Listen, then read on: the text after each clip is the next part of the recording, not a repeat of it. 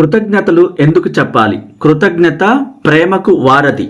మనం ప్రశాంతంగా ఉండి అందుకోవటానికి సిద్ధంగా ఉంటే మన జీవితంలోని ప్రతి అంశానికి ఒక పరిహారం దొరుకుతుంది.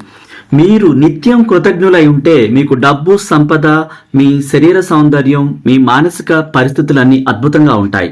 కృతజ్ఞత అనేది టీకా మందు లాంటిది, ఒక విషనాశని, క్రిమి నాశని. అందువల్ల మీ ప్రతిరోజు మీ జీవితంలో మంచి విషయం జరగాలంటే మీరు కృతజ్ఞతలుగా ఉండండి, కృతజ్ఞతలు చెప్పండి.